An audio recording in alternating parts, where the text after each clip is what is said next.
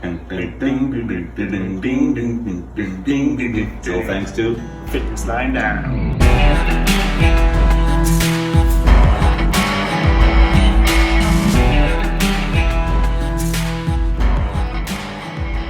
How can you determine who is strong, what is strong, why is strong? When we look into strength training, and I just know from previous experience being in the big gyms, lifting all those barbells, dumbbells, all that iron and all those machines, it was easy to determine how strong you were because it was who could lift the most, right? I mean, how much weight could you lift? If you could lift a lot of weight, you were strong. If you couldn't lift a lot of weight, you weren't strong. When I played football in high school, I was the guy that worked out a lot, lifted weights, had a pretty big frame, but yet I was manhandled by these small little skinny farm kids. And I never could quite understand, what was the big difference? I was in there working out. I mean, you could actually see the numbers of the weights that I lifted. You could count each pound. But on the farmstead, you don't know what you're lifting. You're just throwing things around. And that exactly is why they're much more stronger.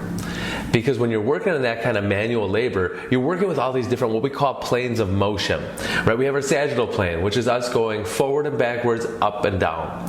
And then we have our frontal plane, which means we're moving side to side. And then we have our transverse plane, which means that we're turning, we're pivoting, we're rotating through the hips. And because that manual labor required that you were strong through all of that or else you'd hurt your back, you developed a certain movement efficiency. Right? Not being very movement efficient inside the gym. Inside the gym, it's just all about creating force, pressing that weight up, pulling that weight down. We've discovered that your strength is not merely the force you can produce, but wait for it, the force you can resist. In all your daily life, when you're walking, when you're bending over to pick something up, when you find yourself unsteady, that's where the magic happens. That's where strength is.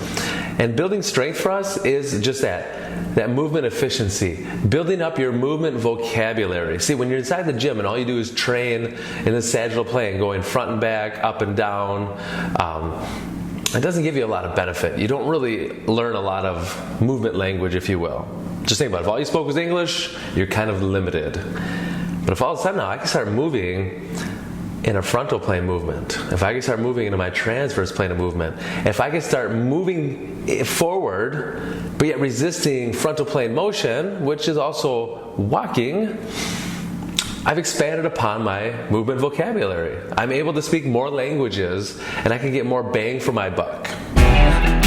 How many times do you actually squat down with your feet shoulder width apart? How many times do you have a nice shiny handle to hang on to? How many times is your weight evenly distributed?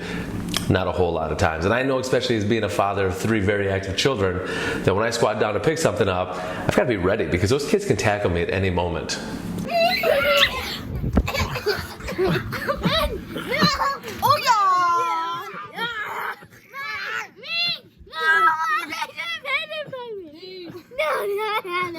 We have to be able to fix those energy leaks so the body moves efficiently so we can enjoy being strong, so we can be confident outside where it belongs, where strength is truly tested.